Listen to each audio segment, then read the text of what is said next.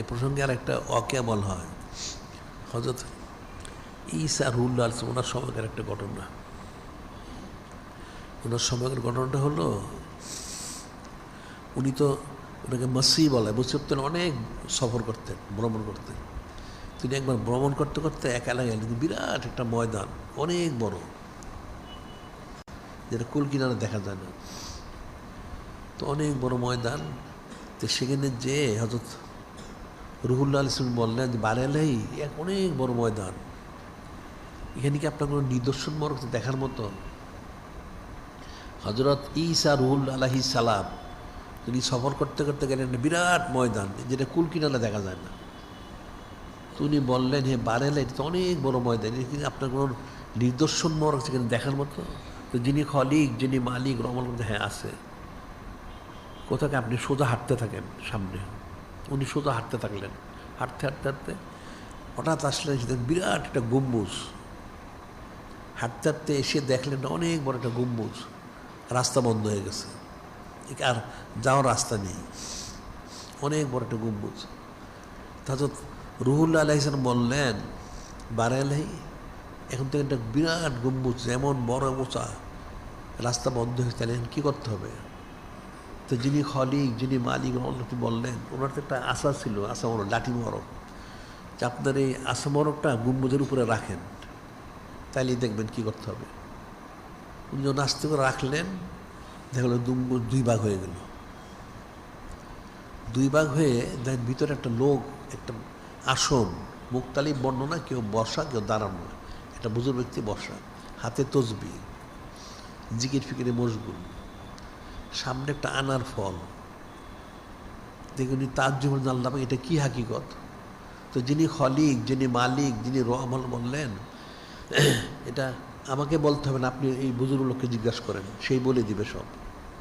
তো উনি জিজ্ঞাসা করেন, যাচ্ছে ভাই আপনি এখানে এইভাবে অবস্থা আছেন, কেন এই অবস্থা? আপনি এখানে কতদিন ধরে আসছেন?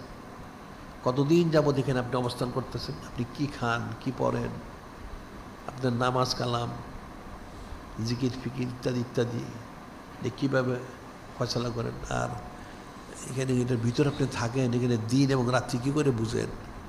তো বুজুর্গ বললেন, হে হযরত রুহুল্লাহ আলাইহিস সালাম, আমি আজকে এখানে এই গম্বুজের ভিতরে 400 বছর ধরে আছি। সুবহানাল্লাহ, 400 বছর ধরে এখানে আমি ইবাদত বন্দেগীতে মশগুল আছি। কীভাবে আসলেন? যে আমি আমার বাবা মার খেদমত করেছিলাম, আমি আমার বাবা মার অনেক খেদমত করেছিলাম। আমার বাবা অন্য দোয়া করেছিলেন, আল্লাহ এবং আমাদের সন্তানকে আপনি কুদরতি হায়াত দান করুন। এরপরে আমাকে কুদরতিভাবে এখানে আনা হয়েছে, আমি জানি না। এখানে আমি কুদরতি আসে 400 বছর ধরে। তা আপনি কী করেন? সারাক্ষণ জিকির ফিকির বন্দি করি।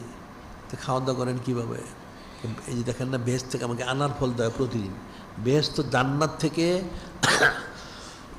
আনার ফল দেওয়া, আমি সেটা খাই, ঠিক আছে। তাহলে আপনার অজু ইস্তেঞ্জা কীভাবে হয়? এটা কুদরতিভাবে হয়, কুদরতিভাবে হয়, অজু ইস্তেঞ্জা শব্দ আছে। আচ্ছা ঠিক আছে, তাহলে আপনি দিন রাত্রি বুঝেন কী করে? দিন হলে আমার এই গম্বুজের ভিতরে ফর্সা পরিষ্কার হয়ে যায়, আর রাত্র হলে একটু অন্ধকার হয়, আমি বুঝতে পারি। এটা শুনে রুহুল্লাহ বলেন, আল্লাহ পাক, তাহলে আপনার এই বান্দা তো অনেক বড় নেককার বান্দা, 400 বছর ধরে এখানে একা দ্বারা আপনার মধ্যে মশগুল, তাহলে তার তো অনেক ফজিলত আল্লাহ পাক। যিনি খলিক, যিনি মালিক, রহমান, হ্যাঁ তার অনেক ফজিলত, বুজুর্গি সম্মান। এটা বললেন, তো আপনি একটা স্মরণ রেখেন হযরত রুহুল্লাহ ইসলাম, সেটা কি? এই বুজুর্গ লোক তো অনেক ফজিলত হাসিল করেছে, হ্যাঁ ঠিকই আছে, তবে আমি কিন্তু আমার আখিরি রসুল হাবিবুল্লাহ নূরে মুজাসসাম হুজুর পাক সাল্লাল্লাহু, ওনার সম্মানার্থে তো আমি সব সৃষ্টি করেছি। ওনার সম্মানার্থে ওনার উম্মতদেরকে একটা রাত্রি মোবারক দান করব। আমার হাবিব মাহবুব নূরে মুজাসসাম হাবিবুল্লাহ হুজুর পাক সাল্লাল্লাহু আলাইহি সাল্লাম, ওনার সম্মানার্থে আমি সমস্ত কায়নাত সৃষ্টি করেছি। আমার হাবিব মাহবুব নূরে মুজাসসাম হাবিবুল্লাহ হুজুর পাক সাল্লাল্লাহু আলাইহি ওনার সম্মানার্থে ওনার উম্মতদেরকে আমি একটা রাত্রি মোবারক দান করব।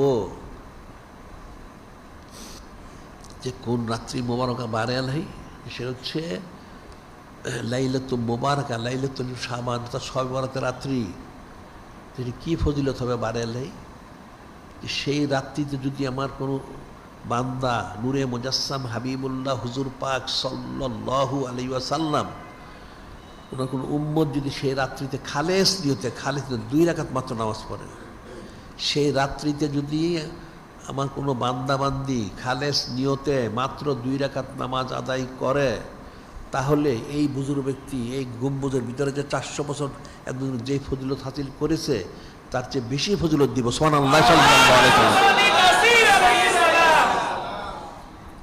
কিন্তু ফিকিরের বিষয়, এই বুজুর্গ ব্যক্তি এই গম্বুজের ভিতরে বসে বসে 400 বছর বন্দি করে যে ফজিলত হাসিল করেছেন, আমার আখিরি নবী হাবিব না মাহবুব নূরে মুজাসসাম হাবিবুল্লাহ হুজুর পাক সাল্লাল্লাহু, ওনার সম্মানার্থে ওনার উম্মতদেরকে আমি একটা রাত্রি মন দান করব, সেটা এই লাইলাতুল মুবারাকা, শবে বরাত।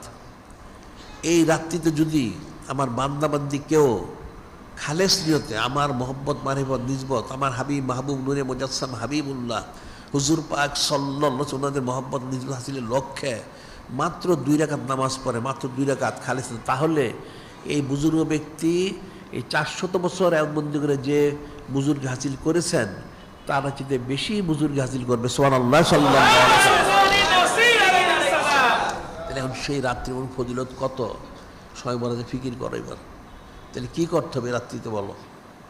ফিকির করতে হবে, তো ফিকিরের তো শেষ নেই।